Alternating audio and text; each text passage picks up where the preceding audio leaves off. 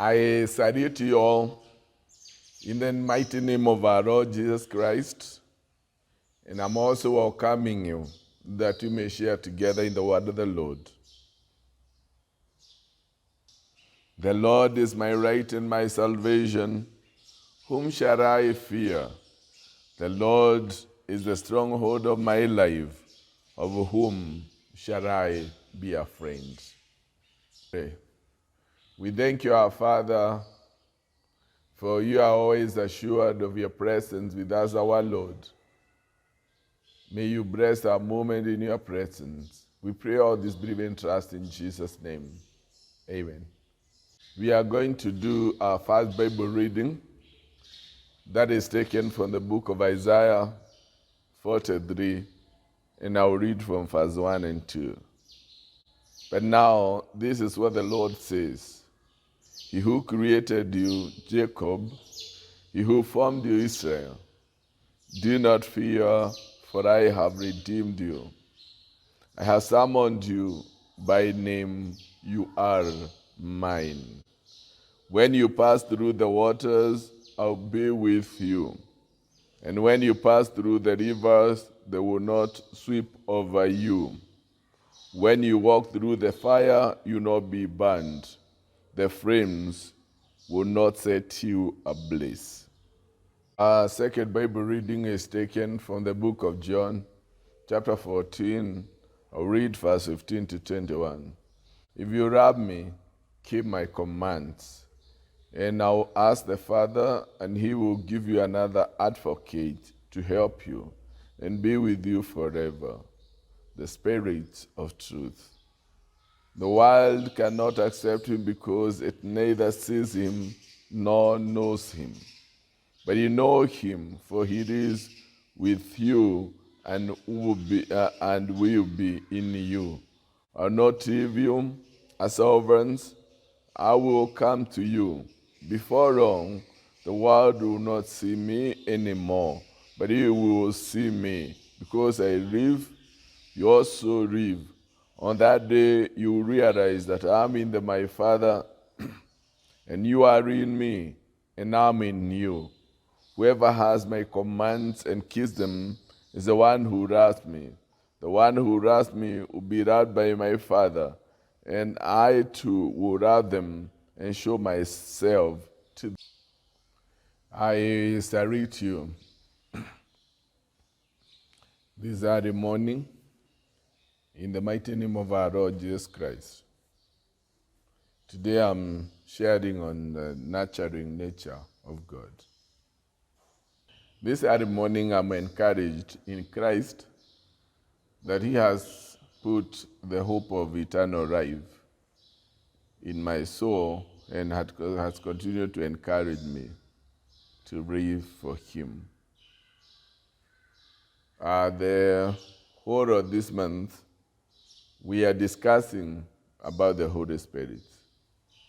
And this aspect of the Holy Spirit that is very important in the life of a believer, and that is the nurturing nature of God, which is fulfilled or administered by the Holy Spirit of God in us. We read from the book of Isaiah 43, verse 1 and 2. These were the promises made to the children of Israel by God, that which he was to accomplish or fulfill to them after the restoration. Although they had gone through a lot of suffering during captivity and when they were in exile, but God promises them that he will walk with them. He declares once again that they belong to him, and that he knows them by their name. And then he assures them Now, from now, whatever you go through in life, I'll be with you. When you pass through the waters, I'll be with you. When you pass through the rivers, I'll be with you. Thou will not sweep over you. When you walk through the fire, you will not be burned. The flames will not set you ablaze. These ones are so comforting. An assurance that in all what you encounter in life, I'll be with you. It doesn't matter what you're going through or what you go through, I'll always be your companion. I do not know when you hear about comforter, what comes into your mind. I do not know how you feel when you hear that I'll be with you in all your situations. There are some times during certain trials when you feel hopeless and alone.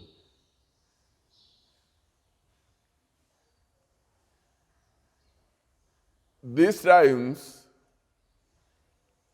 the enemy tries very hard that we do not remember the promises of God. And the great promise and offer that God has extended to us. We forget, and the enemy is always happy when we are not aware of this great promise that is extended to us even in the New Testament. God spoke to the children of Israel, telling them not to fear. I'll be with you. There is this aspect of God that is administered by the Holy Spirit of God, and that is nurturing. When we are saved, we are here in the world, though not of the world. We can be in midst of friends, or family members or neighbors who do not share our faith. A Christian life can be tormented if we are not aware of this great promise of God, of His continuous presence in us, in everything that we go through. God told the children of Israel, I'll be with you.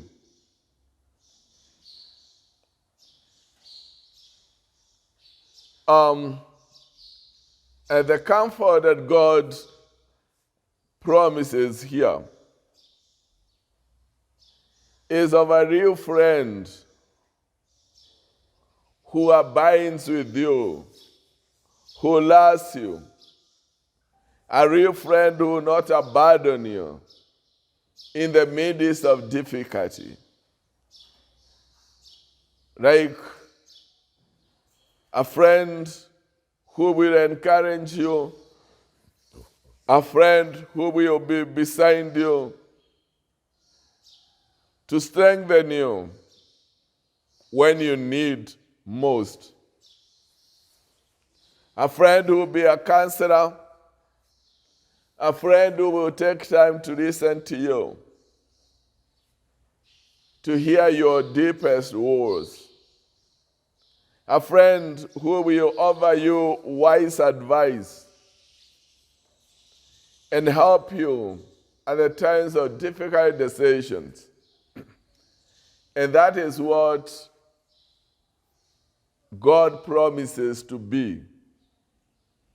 He promised to the children of Israel, and when our Lord Jesus Christ also was departing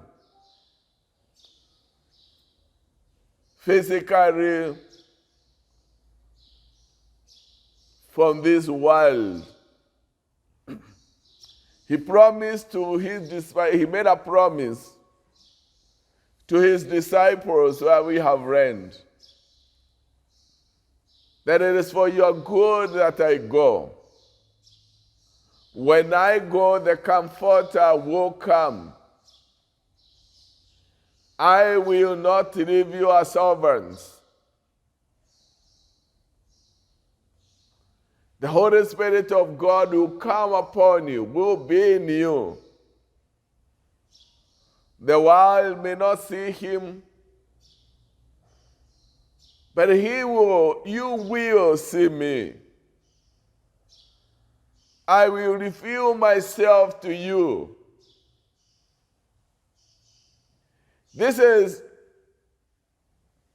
a very important aspect of God that is administered by the Holy Spirit of God in us, taking care of us, abiding with us as a friend who will not abandon us, even when times are tough, a friend who will encourage us, a friend who will always stand beside us, nurturing us in our faith, in our Christian life, even making us to be productive in our Christian life. In John 14:26, but the Comforter, who is the Holy Spirit, whom the Father will send in my name, he will teach you all things, bring remembrance of all things Jesus said.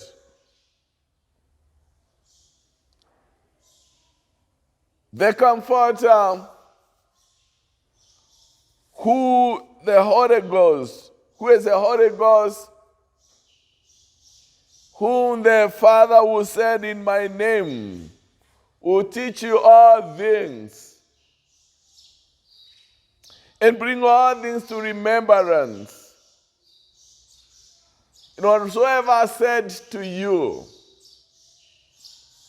I want you to see the way God works in our life,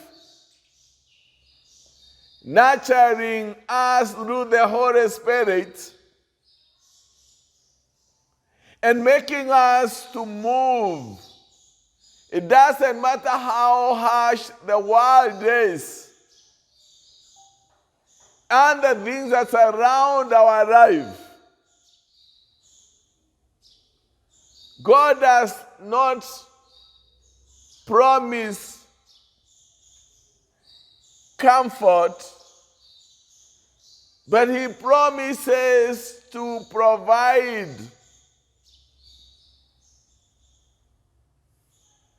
or to comfort us. He doesn't just promise a comfortable life,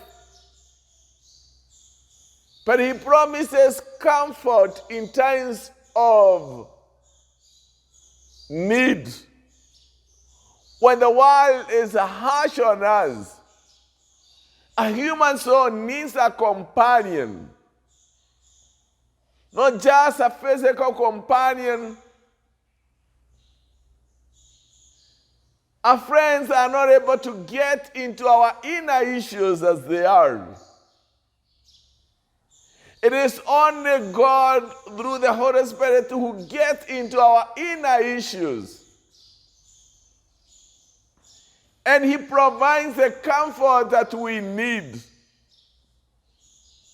A soul needs a companion, not a physical companion. We need the companionship of God in our every day-to-day life. And this is what God promised to the children of Israel. And Jesus promises to his disciples. We cannot do life on our own. We need to yearn, desire the companionship of the Holy Spirit. He gets deep into our issues. He nurtures us spiritually. He becomes a royal friend to remind us of the things that we need to remember, to give us the courage that we need, to give us the wisdom that we need, to teach us all the things that we need to know. God has a nurturing nature in him. And that nurturing mission is in the hands of the Holy Spirit. So that even when we are weary at heart, he refines us again. Even when the world confronts us with all the harshness, we manage comfort because of the presence of the Holy Spirit of God in us. During certain trials, when you feel like you are hopeless and alone, remember the companionship of the Holy Spirit. Never feel alone when you are faithful believer in God. In those times, when you feel like life is tough, we need to remember that we are not orphans. We have an indwelling Holy Spirit in us.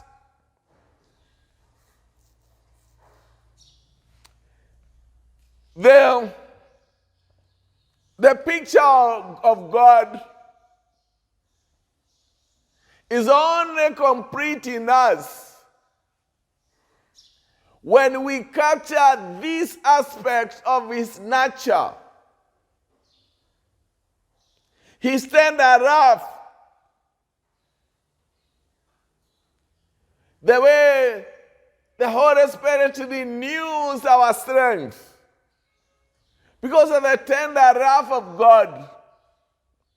He doesn't leave us when we are weary. He doesn't even disregard those who are hurting. He is with them. A Christian life is nurtured by God through the Holy Spirit. He comes speaking even the weary to renew their strength. He encourages the discouraged. He gives hope even to the hopeless. God is a nurturing God. And the Holy Spirit of God is on a mission to make sure that the journey that we have started continues, the journey of faith. He loves to see us soldiering on. We need to know that we are not doing life on our own. our faith is not just only a human effort.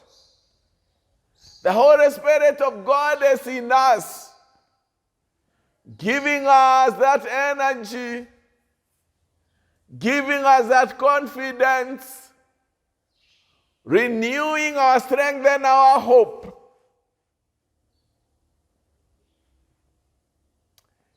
It doesn't matter what you are going through. I want to make you aware that there is that work of the Holy Spirit to comfort us, to encourage us, to remind us, to teach, and to offer us company. The Holy Spirit is a companion of a Christian soul. We should never ignore His great work of nurturing and shepherding us, holding our hands to lead us into God's way, making us overcome and live our faith in every situation. I want to encourage you. I want to remind you that you are not alone. The Holy Spirit is in you to offer you comfort, courage, confidence, counsel, and all that you need to be able to stand for your faith. God bless you. Let's pray together. Our Father and our God, thank you for your Holy Spirit, oh God, that you put in us to stand with us in every of our situations. You promise that we'll not be overwhelmed by different experiences of this life, for your Holy Spirit in us. Let us be aware always that you're not alone. You're not doing life by ourselves, oh God. But you've given us the grace and the strength that you need. We do thank you, we do worship you. And it is in just the name that we pray and believe. Amen. Thank you for joining us for today's online service. We appreciate your participation and love. We urge you to continue connecting with us through liking, commenting, and sharing these messages with your family and your friends. Don't forget to subscribe for more and more messages. God bless you.